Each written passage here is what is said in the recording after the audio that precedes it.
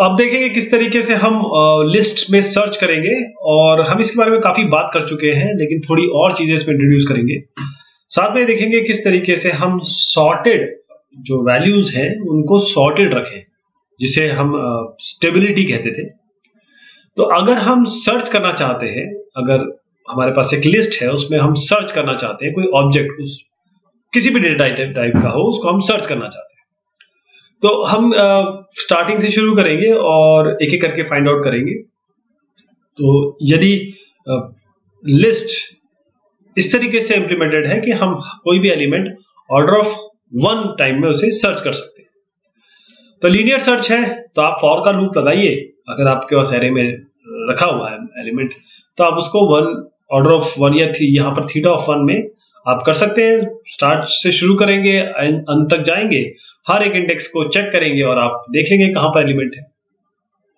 तो जो order of n, अगर आपके पास लेंथ 1 है, मतलब उसको निकालने में टाइप ऑर्डर ऑफ 1 लगेगा, लेकिन जो टाइम फर्स्ट से लेकर n तक जाने में, जो अगर लेंथ n है आपके लिस्ट की, तो हमको कांस्टेंट का काम करना पड़ेगा, इससे ज्यादा नहीं लगेगा। अगर हम बाय चांस, ये ऑर्डर ऑफ 1 तो बेस्ट टाइम हो गया, थीटा ऑफ 1 बेस्ट टाइम हो गया, और यहां पर ओमेगा n वर्स्ट टाइम है। इसका मतलब क्या है कि सारे एलिमेंट में गए और बाद में पता चला कि एलिमेंट उस लिस्ट में है ही नहीं। यानी कि हमारे पास एक लिस्ट है, उसमें अगर हम किसी इंडेक्स का हमें पता है तो हम सीधा वहां पर जा सकते हैं कि वहां पता करें, एक एक एलिमेंट को फाइंड करें और यहां पर चले गए, यहां पर एलिमेंट मिल गया।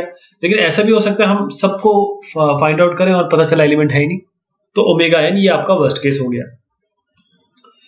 अगर हम इन दोनों को देखें जो हमने अभी डिस्कशन किया, तो जो एल्गोरिथम है एक सर्चिंग का, वो आपका थीटा n टाइम तो ले ही रहा है, अगर हम वर्स्ट केस की बात करें तो। यहां तक तो ठीक है, अगर अनऑर्डर्ड लिस्ट है तब आपको ये थीटा ऑफ n टाइम तो लगेगा ही लगेगा। एक एलिमेंट को अगर एरे में एक्सेस करना है तो 1 टाइम, लेकिन हर एक एलिमेंट को चेक करके फाइंड आउट करना है कि या सर्च करना है, तो आपको theta n time worst case के लिए। अगर मान लीजिए जो एलिमेंट्स हैं वो सॉर्टेड हैं, तब क्या?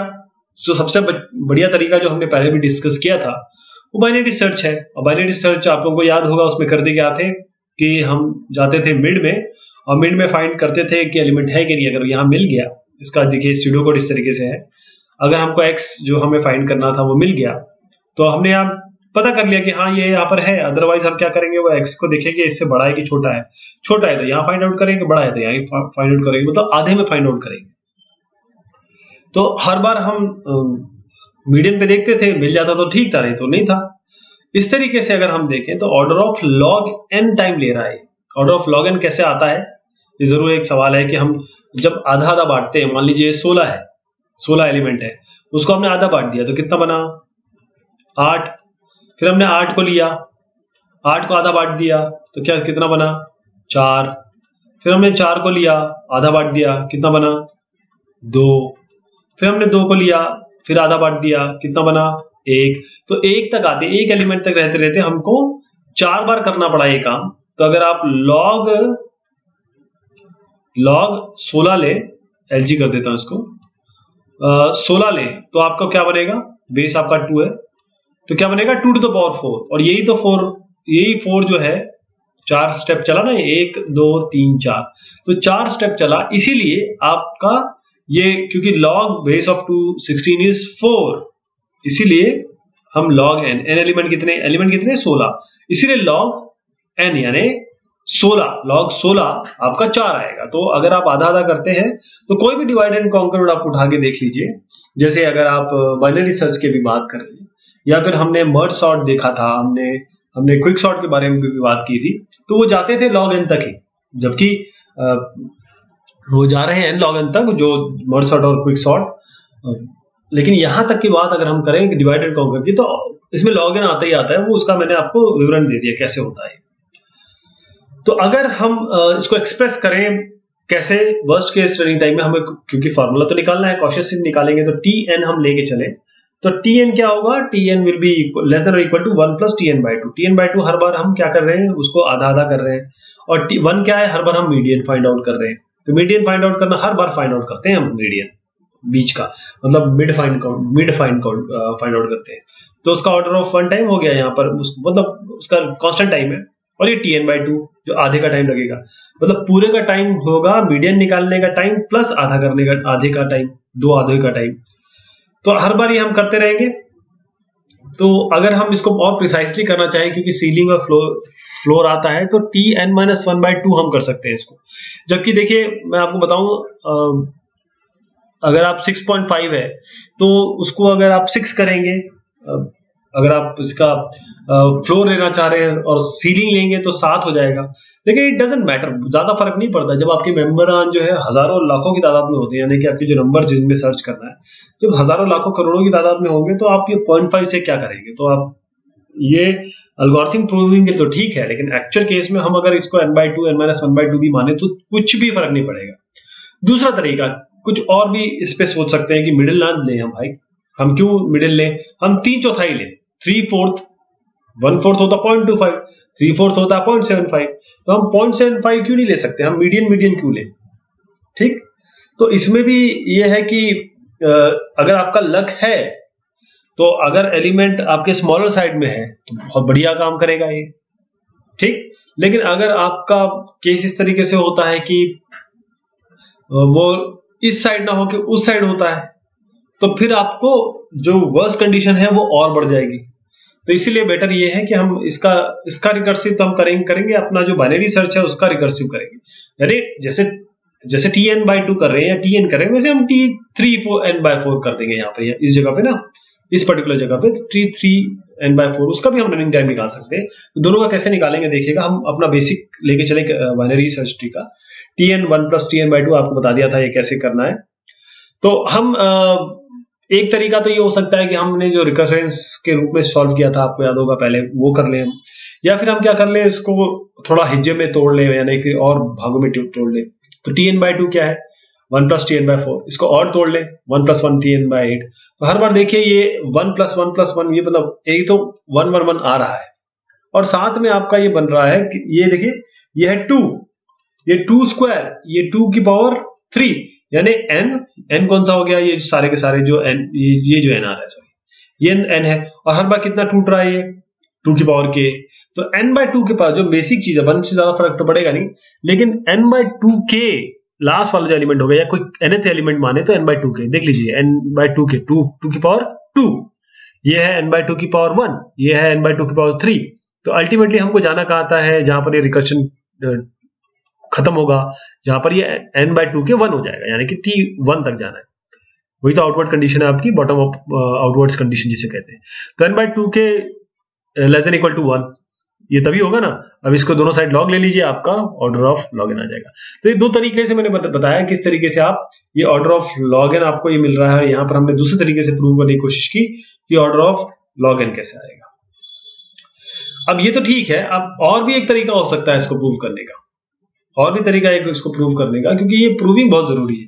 अगर आपको एक बार समझ में आ गया कि ये लॉग एन किस तरीके से बन रहा है और हम अलग अलग तरीके से उसी लॉग एन पे पहुंच रहे हैं, तब हम कह सकते हैं हाँ कि सब कुछ सही हो रहा है। हम इसको इंडक्शन से भी कर सकते हैं। बेस केस लीजिए आप n इक्वल टू 1, अगर आप बेस केस लेंगे, अगर आप यहाँ पर 1 1 रखेंगे तो देखिए ये 1 log 1 होता है 0, 0 प्लस 1 इज 1, और यहाँ पर Tn मैं यहाँ 1 रख दे, तो 1 आ ही रहा है, T1 इज 1 हम लोग ने माना ही हुआ है। तो बेस कंडीशन के लिए भी ट्रू हो गया। अब k के लिए ट्रू मान के k+1 के लिए कर सकते हैं, लेकिन क्योंकि ये इंडक्शन हाइपोथेसिस है, हम यहाँ पर स्ट्रॉन्ग इंडक्शन हाइपोथेसिस इस्तेमाल करेंगे, यानी कोई भी n जो n से छोटा हो। यही नहीं कि k और k के लिए ट्रू है तो k+1 के लिए भी ट्रू है तो मान लिया, वो तो एक इंडक्शन हाइपोथेसिस होती है। एक स्ट्रॉन्ग इंडक्शन हाइपोथेसिस भी होती है, जिसमें हम उन सारे मेंबरान को लेंगे जो m जो n से बड़ा है, उन सब के लिए ये वाजिब होना चाहिए, उन सब के लिए लागू होना चाहिए, यानी कि Tn should be less than equal to 1 plus log m। इसका मतलब ये है कि हमारा ये भी प्रूव होना चाहिए। तो इसमें हम सीलिंग और फ्लोरिंग लेंगे। अल्टीमेटली हमने n-1/2 ही ले लिया, और जब हम इसको लिखना चाहेंगे n-1/2 के फॉर्म में, दोनों साइड log लेंगे तो कुछ नहीं बनेगा, log2 into n-1/2 बनेगा, जो कि less than equal to log n होता है। तो अल्टीमेटली यहां पर भी हमने log n इसको बताया, तीनों तरीके से ये log n आ रहा है। अब आते हैं इंटरपोलेशन सर्च पे। इंटरपोलेशन सर्च, आप सोचिए आपके पास एक फोन बुक है, अब अगर आपको सर्च करना है तो क्या आप करते हैं, आप मिडिल से जाते हैं क्या? पहले मिडिल पे जाते हैं, फिर लेफ्ट सर्च करते हैं, राइट सर्च करते हैं, ऐसे तो नहीं कर सकते। आपको इंटरपोलेट करना है, यानी कि आप देखिए, मैं ये बताना चाह रहा हूं कि ये 2 पॉइंट है, आपको ये पोजीशन पता है, ठीक, यानी कि इस पोजीशन को यू नो इट, यहां से आप गेस भी तो कर सकते हैं इस जगह पे क्या होगा। यानी मान लीजिए ये 2 से लेकर 10 तक वेरी कर सकता है, वेरी कर रहा है, तो अगर आप यहाँ पर 4 है तो आपको ये पोजीशन पता है कि ये 8 के करीब होना चाहिए, है ना। तो इसे ही हम इंटरपोलेशन सर्च कहते हैं। इंटरपोलेशन सर्च यानी कि आपको पता है कि मुझे कोई एक अल्फाबेटिकली ऑर्डर, आपका फोन बुक होती है, उसमें आपको पता है कि W कहाँ आएगा, X के पहले और V के बाद में। तो इस तरीके से आप अपने गेस वर्क या इंटरपोलेशन से काम कर सकते हैं। तो उसके लिए फॉर्मूला क्या होगा, अगर आपका एक लेफ्ट पोजीशन है, एक राइट पोजीशन, और ये 2 वैल्यूज है, रेंज है आपका लेफ्ट और राइट का, तो आपका इंटरपोलेशन, जैसे हम लाइन पे इंटरपोलेशन करते हैं तो बिल्कुल वही फॉर्मूला लगेगा। वही मिड पॉइंट की निकालने की जगह हम अब वो पॉइंट निकालेंगे जो इंटरपोलेटेड पॉइंट है, यानी कि जो मिड पॉइंट मीडियन निकालते थे उसकी जगह हम m को लेंगे, लोअर लेते हैं यहाँ पर l, r minus l, right minus left लेते हैं, फिर x माइनस al जो पोजीशन है, और यहाँ ये वैल्यूज है, और ar माइनस al ये उसकी इंडेक्स वैल्यूज है, ये एक्चुअल वैल्यूज है। तो इस तरीके से हर बार m निकालेंगे, जो कि मिड हो भी सकता है, मिड नहीं भी हो सकता है, क्योंकि अगर आप एक्चुअली क्या करेंगे कि मिड निकालना है तो इंटरपोलेशन सर्च में ये m जो है, ये अगर मीडियन मान लिया आपने तो इंटरपोलेशन सर्च भी बाइनरी सर्च बन जाएगी। और आप देखेंगे अगर मैं इंटरपोलेशन सर्च लगाता हूं और ये सारे इवनली डिस्ट्रीब्यूटेड है, जो मेंबर्स हैं इसमें रफली इवन स्प्रेड, अगर आपके लिस्ट में इवनली स्प्रेड है तो आपको जो रनिंग टाइम मिलता है वो log n मिलता है। ये ह्यूज इंप्रूवमेंट है। log n तो मिल ही रहा था बाइनरी सर्च में, log of log n अगर इवनली डिस्ट्रीब्यूटेड है तो ये इसीलिए इंटरपोलेशन सर्च भी एक बहुत जबरदस्त और बहुत अच्छा सर्च है। लेकिन इसमें एक कंडीशन रहती है कि अगर अनइवन स्प्रेड है तो फिर ये आपको और खराब रनिंग टाइम देता है। अब अगर हम इसकी बात करें कि लिस्ट हमारे पास है और हम उसको सॉर्टेड ही रखना चाहते हैं, यानी कि आपने कोई एलिमेंट लिया, अब उसमें आप कोई इंसर्ट करना चाहते हैं, निकालना चाहते हैं, तो आप चाहते हैं कि जब इंसर्ट, डिलीशन, रिमूवल ये सब हो तो आपकी लिस्ट वैसी की वैसे रहे। आपको याद होगा कि हमारे जो लिस्ट टाइप के फंक्शन थे वो सेट है, गेट है, इंसर्ट है, रिमूव है, तो बाकी सब तो ठीक है, ये सब तो हमको सही दिख रहे हैं। बस रिमूव, ये एक रिमूव भी ठीक है, कोई दिक्कत नहीं है, लेकिन हम क्या करेंगे कि it also makes sense to just remove the item at position POS, हम रिमूव के लिए रिमूव कर देंगे। बट सेट के लिए क्या करेंगे, हम सेट करना चाहते हैं, हम किसी एक जगह पे सेट रिमूव कर देंगे तो क्या होगा, वो जगह खाली हो जाएगी, आपके जो एरे है वो तो सॉर्टेड लिस्ट में रहेगा। लेकिन हम कोई अगर रखना चाहते हैं कोई वैल्यू, तब क्या करेंगे, उसको रखने के लिए हम अगर ओवरराइड करना चाहते हैं तो आप क्या गारंटी कर सकते हैं कि आपका जो एरे है वो सॉर्टेड ऑर्डर में रहे? ऐसे तो हो नहीं सकता। हो सकता है, ये मैं नहीं कह रहा हूं, लेकिन आप गारंटी नहीं कर सकते इस बात को। तो इसीलिए हम इसको इंसर्ट करने के लिए हम अलाउड नहीं कर सकते, इसके लिए हमको नई चीज बनानी पड़ेगी। अगर हम चाहते हैं कि हमारा जो लिस्ट है वो सॉर्टेड ऑर्डर में रहे तो उसके लिए हम नई चीज बनाते हैं जिसे हम कहेंगे इंसर्ट सॉर्टेड। तो उसमें हम सॉर्टेड वे में इसमें इंसर्ट करेंगे और उसके बाद जो जगह बनेगी, मतलब जो इंसर्शन के बाद उसमें दाएं को खिसकाएंगे, इधर मतलब शिफ्टिंग और कॉपिंग करेंगे, डेटा को दाएं को खिसकाएंगे, बाएं को खिसकाएंगे, फिर जगह बनाएंगे, फिर रखेंगे और उसको इस तरीके से रखेंगे कि हमारा इंसर्ट सॉर्टेड रहे। वो भी आपका order of log n time लेगा। लेकिन जब हम इंसर्ट कर रहे हैं यहां, तो आपको अगर हम एक एरे ले रहे हैं, हम बाइनरी सर्च कर सकते हैं कि डेटा कहां जा रहा है, वो ऑर्डर ऑफ log n, और उसके बाद n और आ जाएगा इसमें, क्योंकि जो टाइम लगेगा इंसर्ट करने में, क्योंकि आप शिफ्टिंग वगैरह कर रहे हैं, तो n प्लस log n, तो अल्टीमेटली ये log n, n plus log n यानी कि ऑर्डर ऑफ n चला जाएगा। अब अगर हम देखें तो हम लिंक लिस्ट का भी यूज कर सकते हैं। अगर लिंक लिस्ट है तो उसमें इंसर्ट करना एलिमेंट को सही पोजीशन पे, और ये थीटा ऑफ 1 टाइम लेगा। लेकिन एलिमेंट को फाइंड करना वो कितना टाइम ले लेगा? थीटा n, क्योंकि हम आई पोजीशन पे जाना चाहते हैं तो थीटा आई पोजीशन लगेगा, तो थीटा n टाइम ले लेगा। तो हमको मिल क्या रहा है? कुछ भी नहीं, फायदा तो कुछ हो नहीं रहा है। तो अगर हम ये चाह रहे हैं कि binary search link list implementation के ऊपर करें तो हमें कुछ फायदा नहीं हो रहा। वो आपको ऑर्डर ऑफ n तो ये टाइम लग रहा है, क्योंकि log n तो सर्चिंग का टाइम है, तो ये एक्चुअली n log n जा रहा है। जहां हम log n की बात कर रहे थे वहां order of n log n जा रहा है, तो हमें कुछ फायदा नहीं हो रहा है।